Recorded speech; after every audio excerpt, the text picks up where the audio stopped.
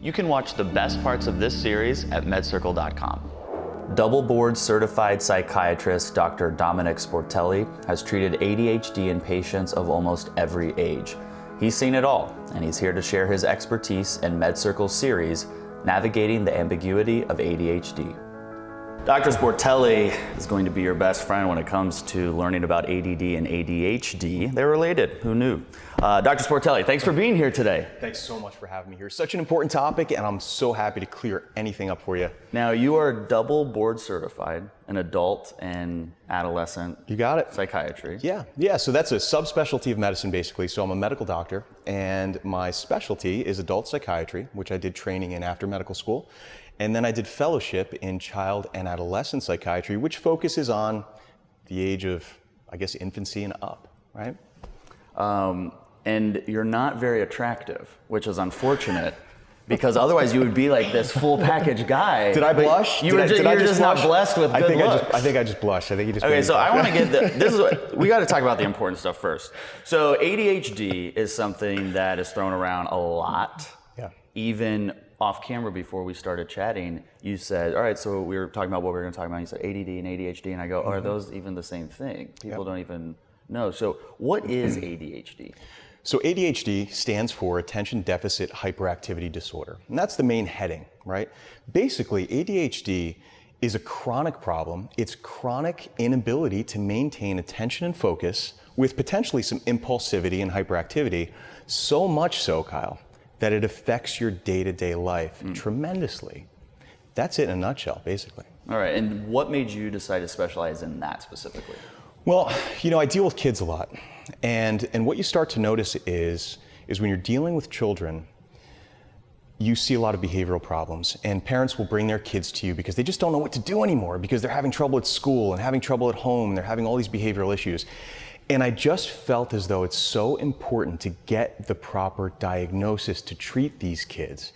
And I saw so many kids misdiagnosed, overdiagnosed, and I really, really wanted to focus on this because I sincerely believe that if you get the appropriate diagnosis when you're a child, it's going to help you throughout your entire life. Key word there being appropriate diagnosis. Appropriate diagnosis, absolutely. I feel like in any mental health topic we've discussed this far on MedCircle, ADHD has to be one of the most controversial because so many people believe that we are over-diagnosing kids with ADHD. Yeah. Do you think we are or we are not? I do. I think there's a piece of it. I really sincerely do. I think there's some overdiagnosis. And there's reason for that. I think, so there's so many professionals out there in the behavioral health world. You have anything from your pediatrician to your family doctor that can diagnose this, to a master's in clinical social work, to a PhD, to a medical doctor that specializes in it, right? And the diagnosis is only as good as the clinician because it's a subjective diagnosis. We don't have an MRI, we don't have a CAT scan, we don't have an X-ray, we don't have a blood test for ADHD. So guess what? That label that's gonna go down on a piece of paper or that prescription is only gonna be as good as the person that's giving that diagnosis to you.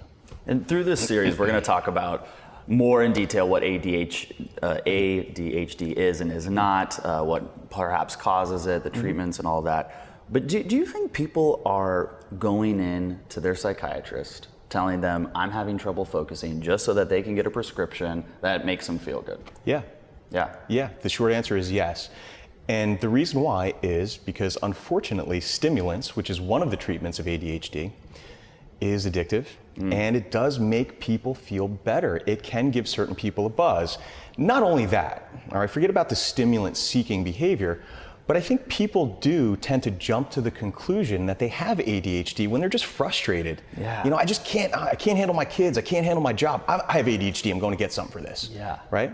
Yeah, I also hear people say, I'll say, hey, did you hear me ask you that question or whatever? And they'll say, oh, sorry, I have ADD. Yeah. And they don't really. Yeah. They're just saying that now as a term for being distracted, which the actual diagnosis is so much more because it has aversive consequences. Absolutely. So, and again, when we talk about the diagnosis, I think what this segment is going to, or what this program is going to really show people, I think, is people that are like that, people that throw around ADHD as a diagnosis, or people that think they might have it, might actually go, wow, you know what, I really don't have that. Yeah. And hopefully, if they don't. And that's the most important thing to me about this. That's why I'm so happy to be here, is to educate people on this stuff. Yes, education. Yes, good. That's like a high five moment. I was Yeah. like, yes, okay. That's the big takeaway you want for the people who have been diagnosed with ADHD or haven't been yet diagnosed with ADHD. What about the people who support those? What do you want them to get away, to take away from It's this? incredible. So in behavioral health, in general, your support system is going to make or break your treatment and your prognosis, right?